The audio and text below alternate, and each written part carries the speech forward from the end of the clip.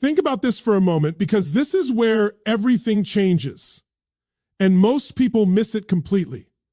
The shift doesn't happen when you confront them. It doesn't happen when you explain your pain one last time, and it definitely doesn't happen when you try harder to be understood. The real turning point happens in silence. It happens the moment you stop reacting. Avoidant individuals are not driven by connection in the way you might expect. They are driven by regulation. Their sense of safety comes from being able to predict, manage, and emotionally contain the people closest to them. When you respond quickly, when you justify yourself, when you chase clarity or reassurance, you're not just expressing emotion, you're reinforcing a system where they feel in control. Not maliciously, not consciously, but neurologically, emotionally, that's what's happening. Your reactions become data points for them. They learn what pushes your buttons, what pulls you closer, what makes you anxious, what brings you back after distance. And as long as that pattern exists, they feel grounded, stable, even powerful. That's why avoidance can seem calm while you're unraveling. It's not confidence, it's familiarity. They know the script. Now here's where the psychology gets interesting. The human nervous system craves consistency more than happiness. An avoidant would rather be in a predictable dynamic than a healthy one. So when you suddenly stop reacting, no emotional follow-ups, no long explanations, no late-night messages trying to fix things, you introduce uncertainty into a system that survives on predictability. And uncertainty is not neutral to an avoidant, it's threatening. When your behavior changes without warning, their internal alarm system activates. The mind starts asking questions it never had to ask before. What happened? Why aren't they responding the same way? Did I misjudge my influence? Am I losing my grip on this dynamic? This is not about ego in the shallow sense. It's about identity. Control is how avoidants maintain emotional distance without feeling abandoned. When control disappears, distance no longer feels safe. It feels dangerous. Notice something crucial here. You didn't say a word. You didn't make a demand. You didn't issue an ultimatum. You simply removed your emotional availability from a system that depended on it. That's what breaks the pattern. This is where many people misunderstand silence. They think silence is passive. It's not. Silence is active regulation. It's you deciding not to outsource your emotional stability to someone who can't meet you there. And the moment you do that, the entire relational dynamic reorganizes itself. Avoidants expect pursuit. They expect you to circle back, to explain, to soothe the rupture. When that doesn't happen, they lose their emotional anchor. The calm they once felt begins to crack, and in its place comes restlessness. Sleep becomes lighter. Thoughts loop. Conversations replay. Not because they suddenly became self-aware saints, but because the system they relied on stopped functioning. Here's the paradox most people struggle to accept.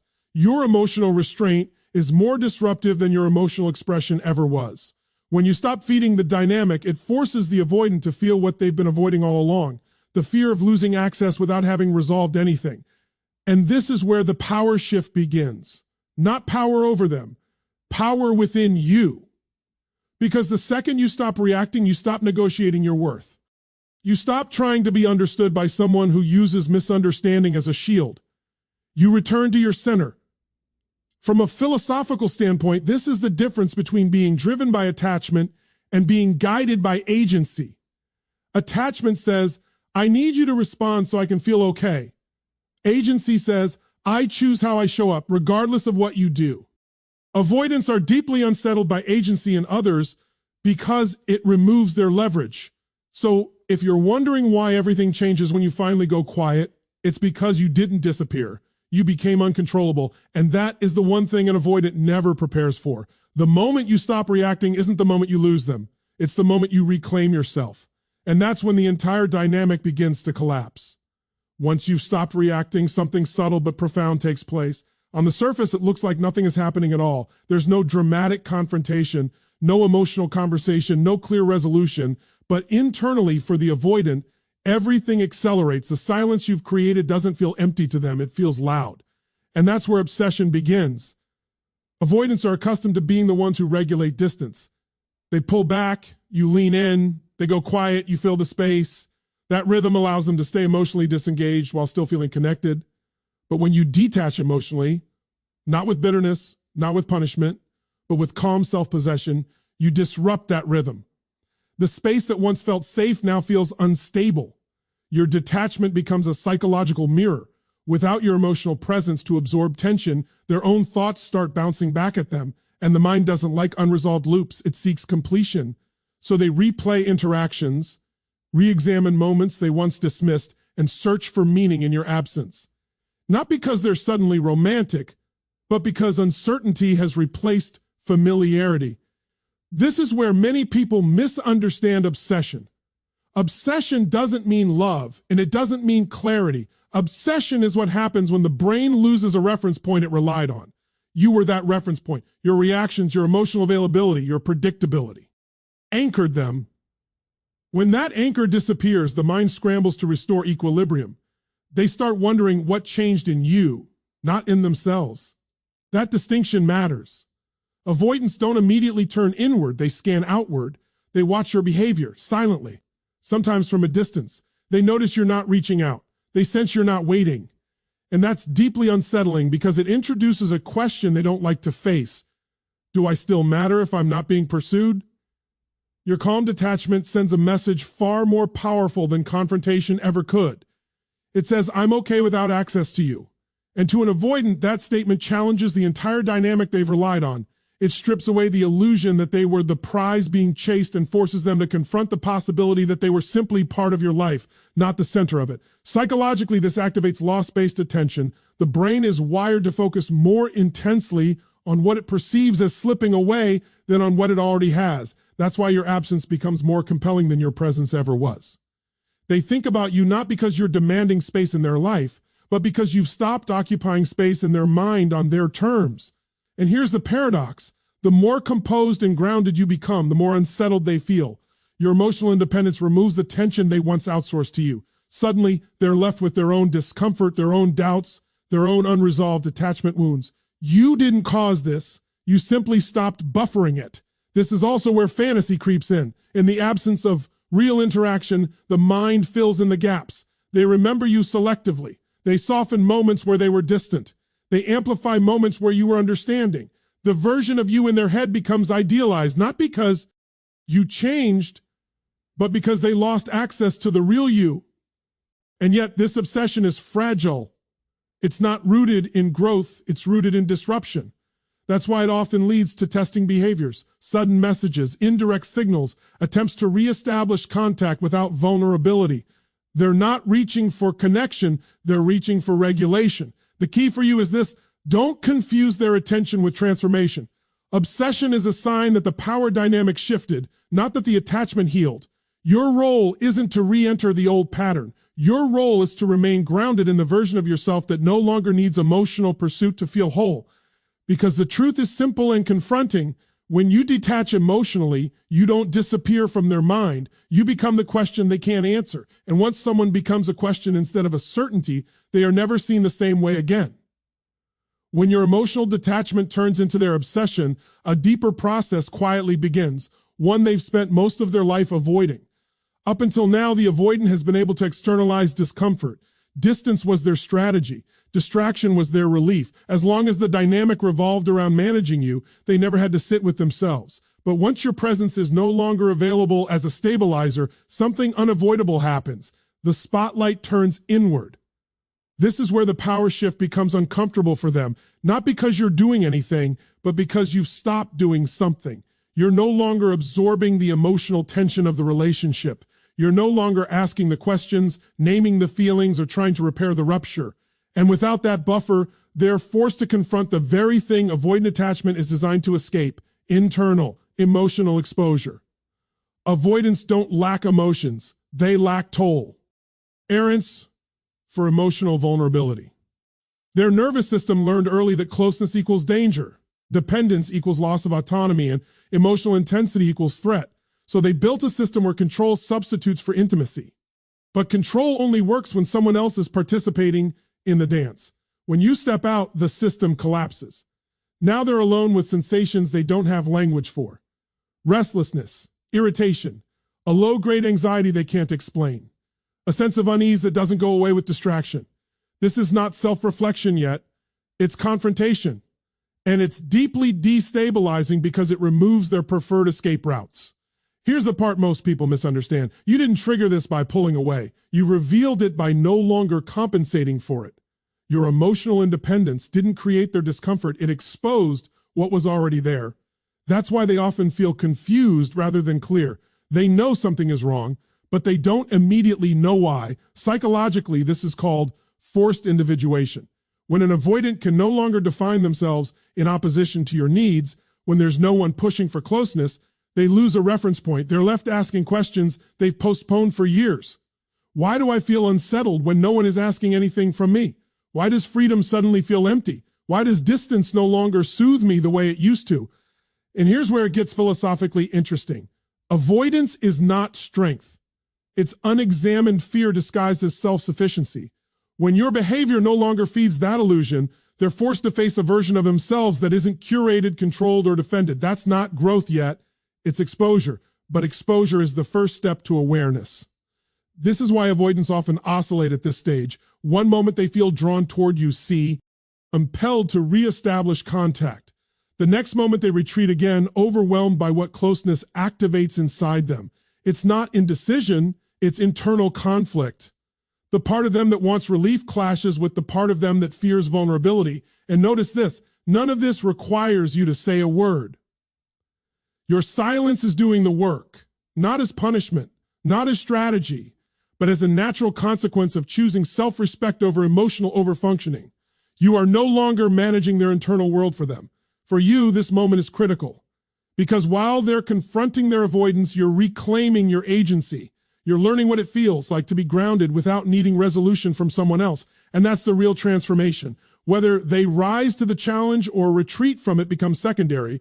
The irony is this, the avoidant begins to feel what you felt for months or years, not because you wanted revenge, but because emotional reality finally caught up to them.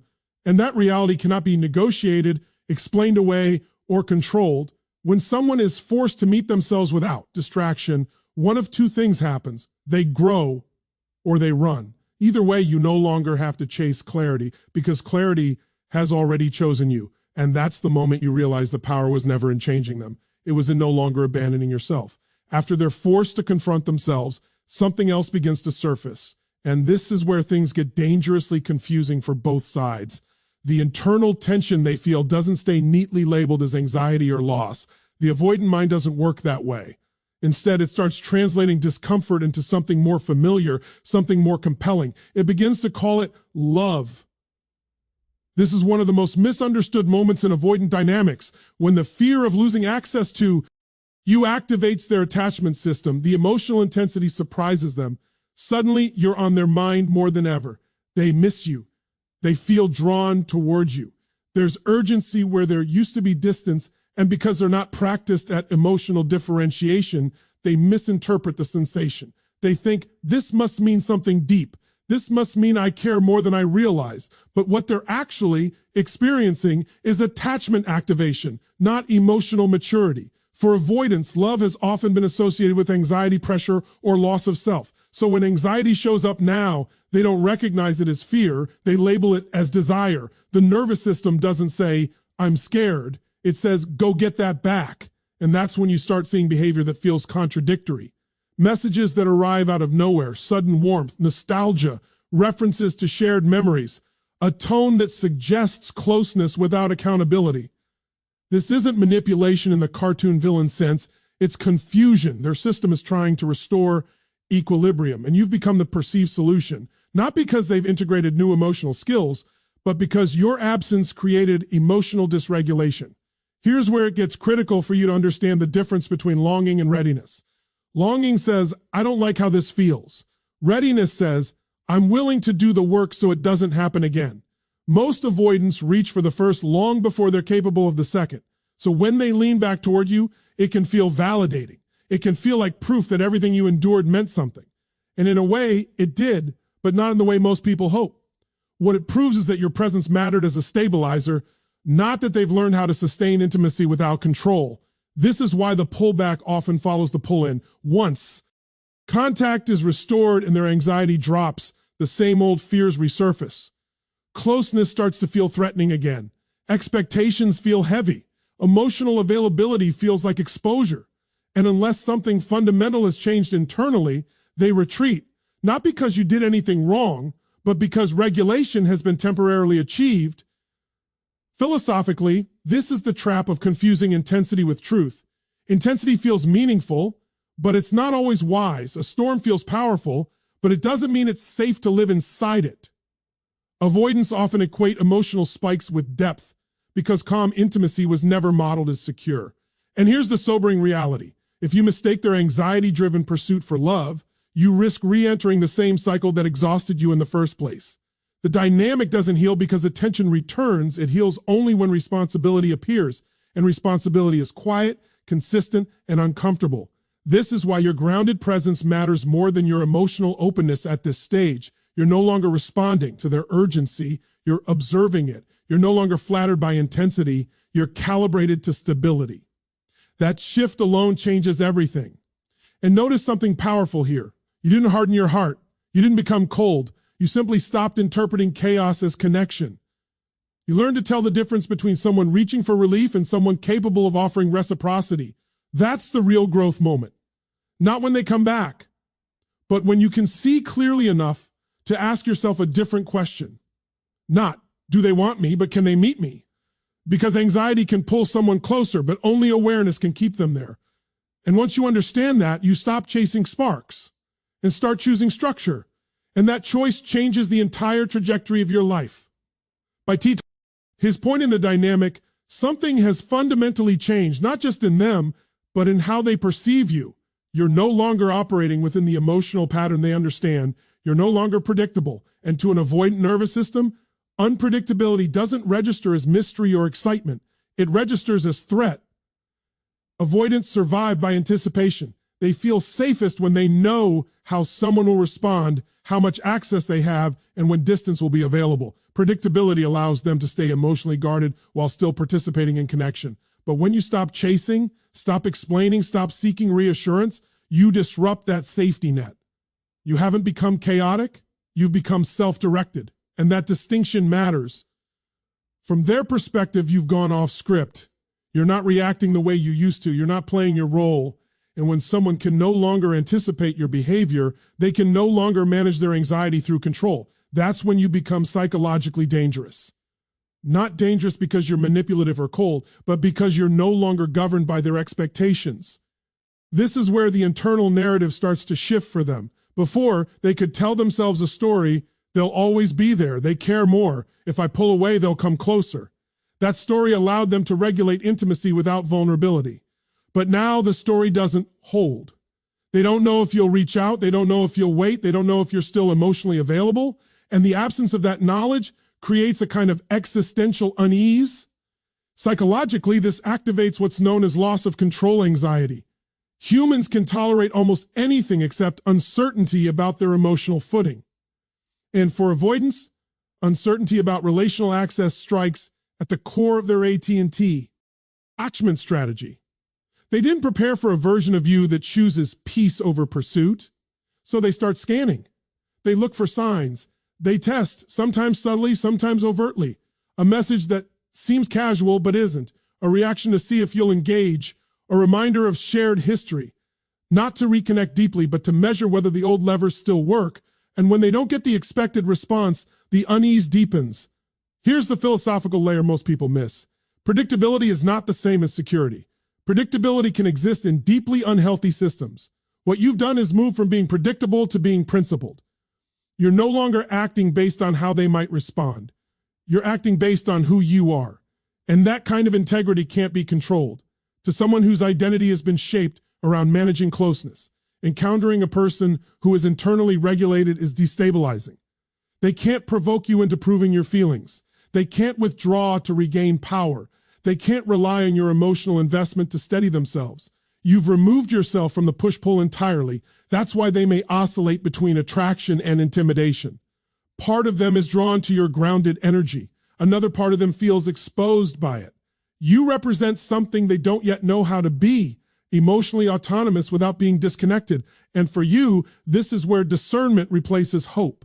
You're no longer trying to be understood. You're observing behavior. You're no longer negotiating boundaries. You're living them. You're no longer available for ambiguity masked as depth. This unpredictability isn't random, it's earned, it comes from self-respect. And self-respect makes you immune to manipulation, not because you're guarded, but because you were clear. When someone can't predict how to control you, they're forced to decide how to meet you. And that decision reveals everything. Because the truth is simple and sobering. The moment you stop being manageable, you stop being moldable. And that's when the dynamic either rises to meet you or collapses under its own weight. And in either case, you've already won. Because you're no longer living at the mercy of someone else's fears. And this is where everything finally comes into focus, because by now, the dynamic has completed its full arc. The control is gone. The obsession has surfaced. The anxiety has been mislabeled as love. The unpredictability has destabilized them. And yet, the most important shift didn't happen inside them at all. It happened inside you. At some point along this journey, something quiet but irreversible took place. You stopped waiting, not dramatically, not angrily. You simply stopped organizing your emotional life around someone else's capacity to show up. And that is the moment real power entered the room. Most people think power in relationships comes from being chosen, pursued, or proven right. But that's borrowed power. It depends on someone else. Behavior. Real power comes from self-sufficiency, not isolation, not indifference, but emotional self-trust. The kind that says, I will be okay regardless of how this unfolds. That's what changes everything. When you no longer need their validation, their return loses its fantasy. When you no longer crave closure, their explanations lose their weight. When you no longer fear abandonment, their withdrawal loses its threat. You're not numb, you're grounded, and grounded people are impossible to control. This is the paradox avoidants never see coming. The more you detach from the outcome, the more they feel the loss of influence. Not because you're playing a game, but because you've stepped out of one. Control only works on people who are emotionally invested in the result. The moment you're invested in yourself instead, the leverage disappears. And here's the philosophical truth that matters most. Needing someone is not the same as choosing them. Needing comes from fear. Choosing comes from abundance. Avoidants are accustomed to being needed, not chosen. When they realize you no longer need them, they're forced to confront a question they've avoided their entire lives. If I'm not required, am I still wanted? That question terrifies them because it demands authenticity instead of advantage. This is why at this stage, whether they come back or not, becomes strangely irrelevant. Their actions no longer determine your worth. Their clarity no longer defines your direction. You're no longer asking, what do they feel? You're asking, what do I allow? And that question is the foundation of emotional adulthood. If they return without accountability, you see it clearly. If they stay distant, you understand it honestly. If they try to reassert control, you recognize it instantly. And none of it destabilizes you because you're no longer negotiating your value for connection. This is where many people fear they've become too detached. But detachment isn't the absence of feeling, it's the absence of self-betrayal. You still care. You're just no longer willing to abandon yourself to prove it. And ironically, this is the only position from which real connection could ever happen.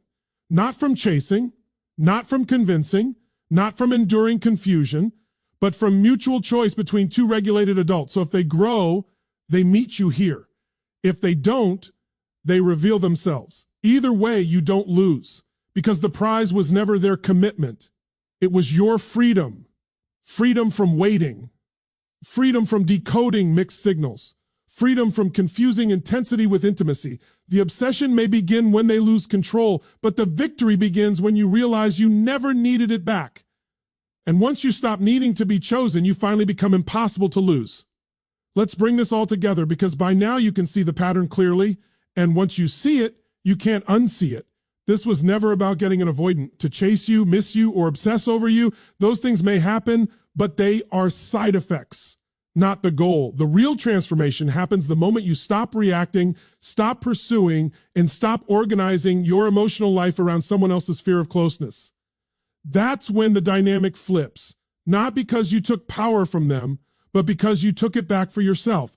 When the avoidant realizes you're no longer under their control, they feel it as loss. Loss of predictability, loss of regulation, loss of influence. And that loss activates anxiety, obsession, and confusion. But here's the truth that matters most. Their reaction is not your responsibility, and it is not proof of love. It is proof that the old system no longer works. What you did was simple, but not easy. You chose self-respect over self-abandonment. You chose calm over chaos. You chose agency over attachment, and in doing so, you forced reality to step in where fantasy once lived. If they grow, it will be because they finally faced themselves. Not because you waited long enough or explained yourself better. If they don't, it will be because avoidance only survives in the presence of someone willing to carry the emotional weight for two people. And you stop doing that. So here's the final truth to take with you. The moment you stop needing someone to choose you, you become powerful in a way no one can take from you. Not because you won them, but because you no longer lose yourself.